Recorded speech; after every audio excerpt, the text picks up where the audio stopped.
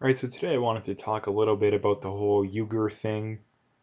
And this is from 222 Minutes, saying the same people that you've been calling Islamophobic for years are the only ones speaking out against the Uyghur genocide. So, for people who aren't aware of the whole Uyghur situation, now again, I'm not an expert on the whole situation, but I do know the basic things around it. In that, the Uyghurs are a Muslim majority that live. I don't know exactly what part of China they live in, but they live in the more rural area, I believe. Um, and they are Muslims, right? They're a Muslim minority. And again, China, in heavily statist countries, Canada trending that direction is, as well. Um, being again, the state is supposed to be the religion, right? You see this.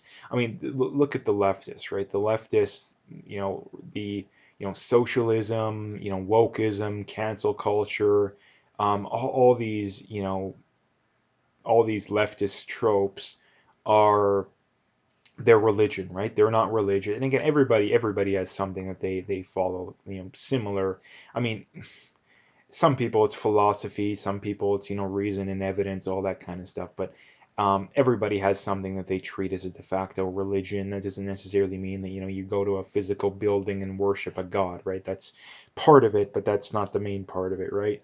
Um, and for the left, it tends to be their their their politics, right?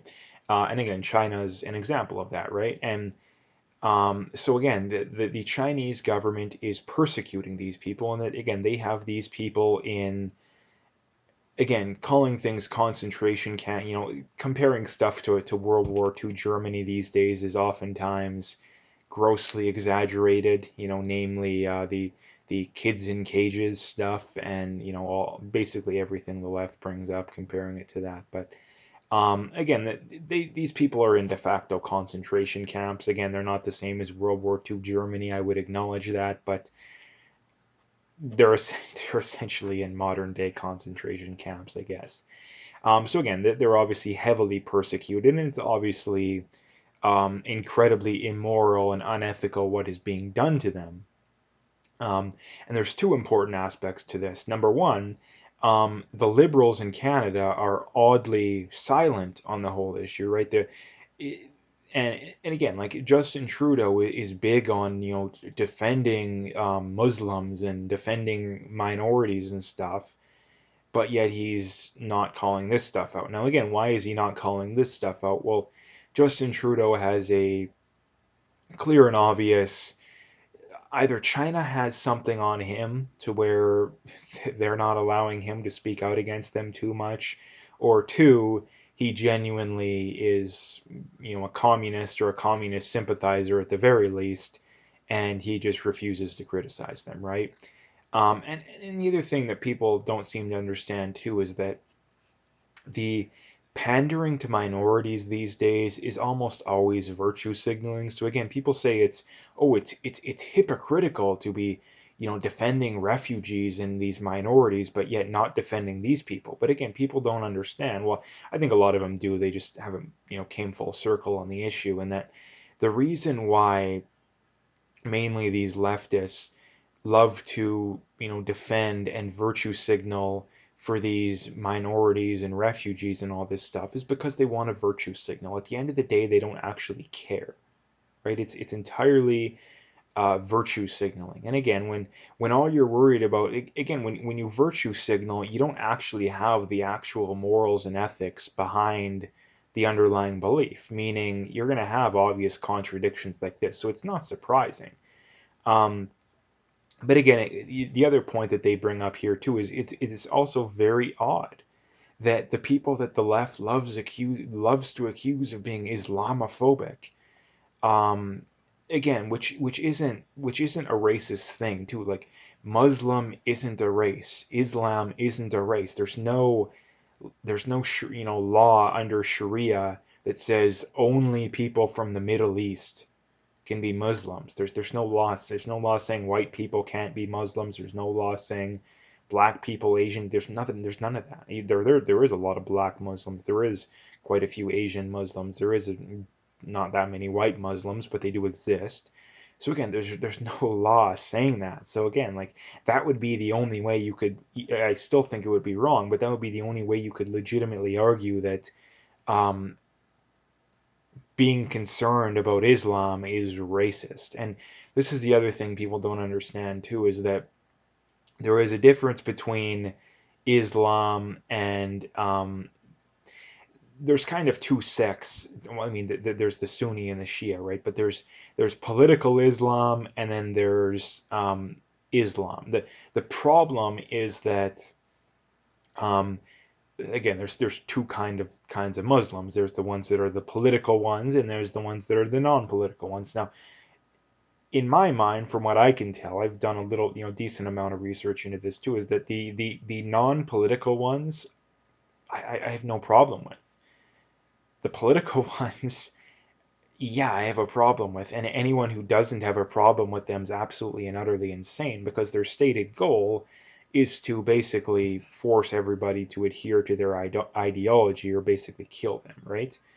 Um, so if you're not against that stuff, then you're either completely ignorant of the issue or you're a gutless coward, right? Because again, like, and this is the thing too, that people don't like calling this stuff out because they're afraid of being called racist, right? They're afraid of being called racist. But the problem is that if you don't speak up at some point, it may be too late, right? And that we already have um, increasing levels of, I mean, we're losing free speech. We're having more and more of a push towards this kind of stuff in Canada. And I mean, Europe's already, most of these major European countries, I think, are too far gone already. I think Canada is as well.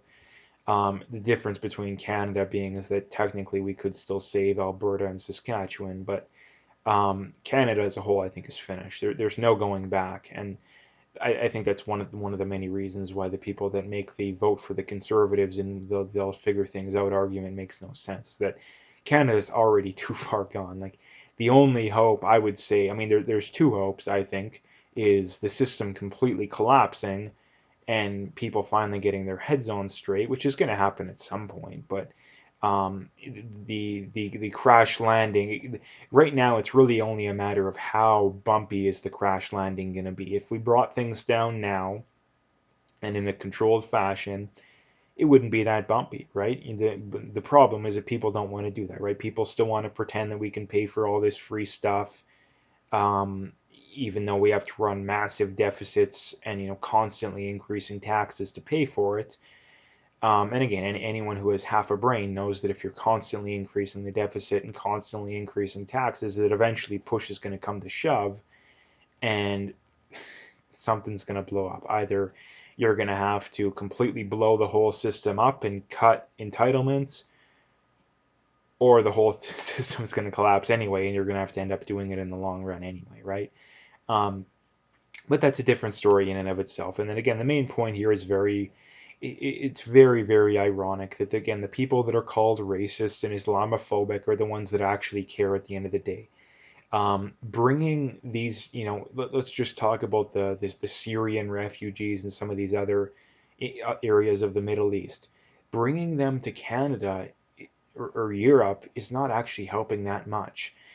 You can help out far more of those people by resettling them in other parts of the Middle East or Africa than you can by bringing them to Canada. And again, bringing them to Canada isn't helping. It's number one, it's not sustainable. We don't have the money for it.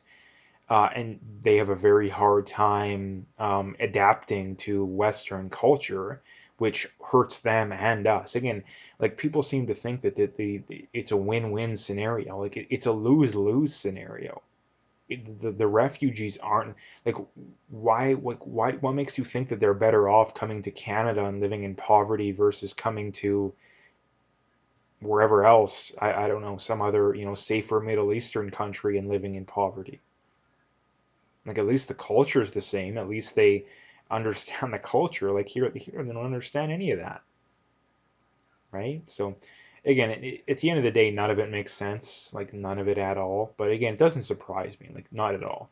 So anyway, that's what I wanted to bring up today. If you liked the video, make sure you hit that like and subscribe if you haven't already. Make sure you check out those links below. Follow me on those other platforms if you haven't already. If you want to donate, you can do that as well. Um, Again, I would very much appreciate whatever support I can get, but at the very least, just hit that like and subscribe if you haven't already, and stay tuned for more.